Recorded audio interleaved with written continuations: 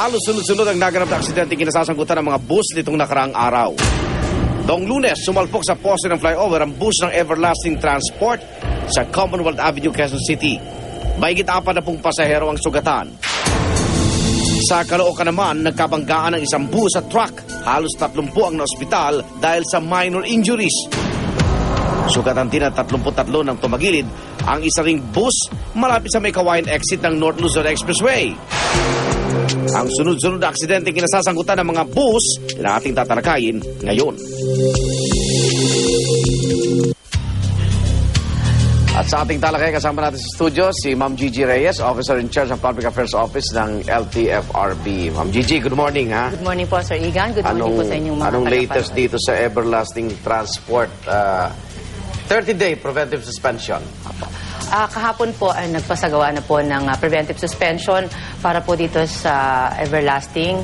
At as soon as na ma-receive na po ito, effective na po yung kanilang suspension. Okay, yung misis pa yata nagsoli ng driver's license, no? Oo, sabi po... walang record naman to, yung wala driver. Naman po. Okay. So far, hindi raw tumakas.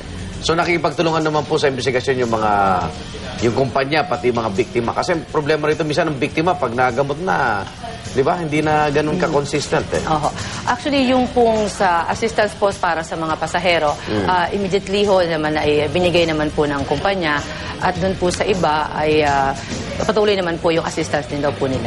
Okay, sa datos po nakakalap ng GMA News Research, 18 bus per day na-aksidente nung Enero hanggang Hunyo noong 2012, last year.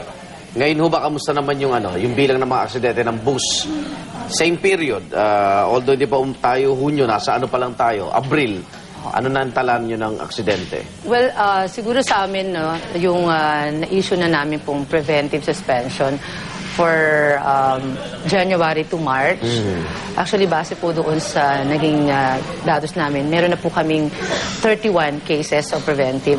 Pero mostly doon po ay mga buses. Mga buses din? Opo. Yung Everlasting ba, may kaso ba to last year? May mga ganun na rin?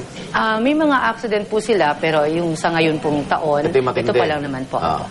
At ang sabi ko kasi, ang dahilan daw ho ng mga aksidente sa bus, yung mga driver nito, nag-uunahan sa pasahero. Dahil commission basis sila eh. Pero di ba effective na yung fixed salary scheme? Lahat ng kumpanya, dapat nagpapatupad na yan. So, batay sa initial investigation, meron ba kayo nakalap na yung sunod-sunod na insidente ng bus, anong dahilan? Hindi naman siguro pag-aagawan ng pasahe pa rin? Opo. Yung pong sa compensation scheme, yan po ay direktiba na po namin last year at halos lahat naman po ng mga buses sa Metro Manila ay nag-comply naman po doon. At isa rin po yan sa titingnan din pong anggulo sa pagdinig po nila sa April 30. Pero mahigpitan natin yung pagkuha ng mga second-hand bus galing Japan o kaya sa Europa kasi napapansin natin, naging sunod-sunod din yung biglang nasusunog due to electrical wiring, no? Yung mga pampaserong bus. Tapos ang pangalawa dito, yung nawawalan daw ng preno. So hindi kaya binibenta naman ito sa atin, no? Bagsakan tayo ng mga yan. Hindi naman natin alam ang history ng mga sira nito. So baka meron kayong gagawing hakbang na higpitan itong importasyon ng mga second-hand bus na ito, Ma'am Gigi? Opo. Yung pong sa importation po kasi, wala naman po sa amin jurisdiction po yun, Nasa iba pong ahensya po yun. Pero sa part po namin... Kasi kukuha ng franchise eh. Opo. Diba?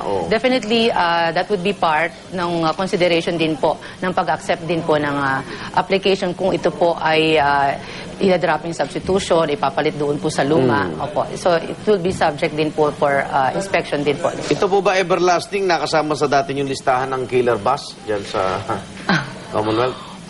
Hindi naman po namin. Hindi siya kasama? Hindi naman po namin. Makakasama pa lang? Anong mensahe nyo doon sa mga operator? Kasi ang reklamo naman din daw, Ma'am Gigi, hindi naman daw regular din na mine-maintain ng mga operator yung bus. So, tinitipid din yung maintenance. So, wag daw sisihin yung driver. Well, yung pong sa maintenance po ay hindi na po dapat gawing dahilan po yun. Ito po ay talagang obligasyon po ng lahat ng operator na i-well maintain po yung kanila pong sasakyan. At hindi lamang po yung sasakyan ang dapat well maintained at pati rin po yung condition din po ng mga driver bago po sila pumasada. So dapat may assurance din na lahat po sila ay maayos po, hindi po puyat. at hindi rin po nakadrugs. Opo. Okay. Sa mga may kaso, last point na po ito, yung pag kinasuhan ang bus company, pero minsan may kompromiso na binayaran yung hospital bill, o kaya nabayaran din yung biktima. Ang LTFR ba, tinutuloy pa rin yung kaso? Opo. Tuloy Diba, po yung people of the Philippines din yun, di ba? Opo. Tuloy po yung kaso, aside po doon sa pagbibigay po nila ng assistance kasi yung preventive suspension naman po ay hindi pa po pinal na desisyon po yung tungkol doon sa kaso. Ito lamang po ay para ma-prevent for further harm nung pong aksidente nung sa bus.